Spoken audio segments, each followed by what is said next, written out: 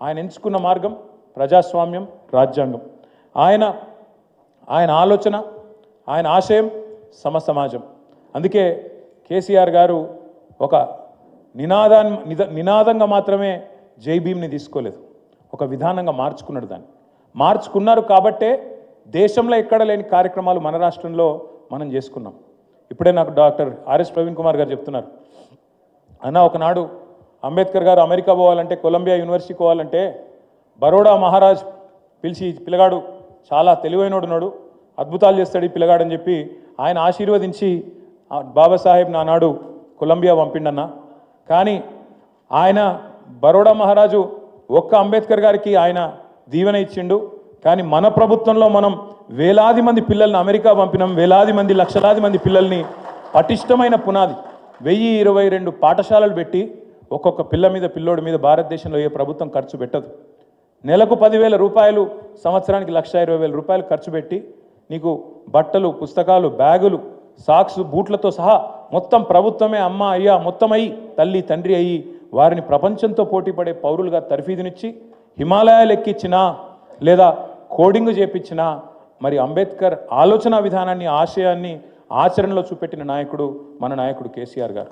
ఇంకొక మాట, కేవలం గురుకులాలు మాత్రమే కాదు, విదేశీ విద్య 20 లక్షల రూపాయలు ఎస్సీ ఎస్టీ పిల్లలైతే బాబాసాహెబ్ అంబేద్కర్ పేరు మీద ఓవర్సీస్, బీసీ విద్యార్థులైతే మహాత్మా జ్యోతిబా పూలే పేరు మీద, అదే మాదిరిగా వివేకానంద పేరు మీద అగ్రవర్ణాల్లో వెనుకబడ్డ పిల్లలుంటే వాళ్ళకు కూడా మరి ఊతం ఇచ్చి వారిని కూడా ప్రపంచంతో పోటీపడే పౌరులుగా 7,000 మంది విద్యార్థులను 10 సంవత్సరాల కాలంలో మరి మన తెలంగాణ నుంచి మనం పంపించినట్టుగా భారతదేశంలో ఎవరు చేయలే.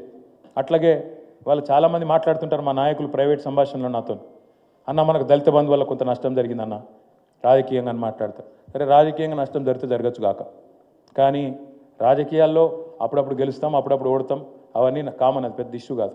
నష్టం జరిగితే జరిగిండొచ్చు కాక పర్వాలేదు.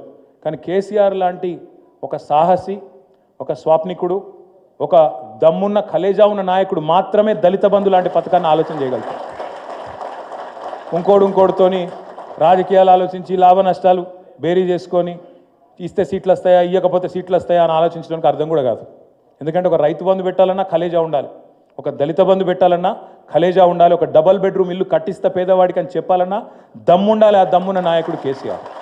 సరే, లాభం కొంతమందికే జరగవచ్చు, అందరికీ జరిగింది, మొత్తం రాష్ట్రంలో దళిత సమాజం మొత్తానికి పైసలు అందినాయి నేను అంటలేను. కానీ ఎక్కడనో దగ్గర 1000 మైళ్ళ ప్రయాణం కూడా ఒక్క అడుగుతోనే ప్రారంభం అవుతుంది. మరి ఆ 1000 మైళ్ళ ప్రయాణానికి భారతదేశ స్వాతంత్రానంతరం మొట్టమొదటిసారి ఒక స్వాప్నికుడులాగా ఆలోచించి ఎందుకు దళితులు ధనికులు కావద్దు, ఎందుకు శాశ్వతంగా ఒక తరమే అప్లిఫ్ట్ చేయొద్దు అని ఆలోచించిన నాయకుడు కేసీఆర్ గారు. కాబట్టే నాకు ఇవాళ గర్వంగా అనిపిస్తూ ఉంది. కొన్ని ఎగ్జాంపుల్స్ ఇక్కడ నేను వచ్చేటప్పుడు చదువుతూ ఉంటాయి. దళిత బంధు పథకం కింద పెట్టిన ఒక రైస్ మిల్ విజయలక్ష్మి ఇండస్ట్రీస్ అని నా నియోజకవర్గంలో పెట్టినాం. పక్కనే ఉన్న కల్వకుర్తి నియోజకవర్గంలో కడతాల్లో ఒక డైరీ ఫామ్ పెట్టినారు.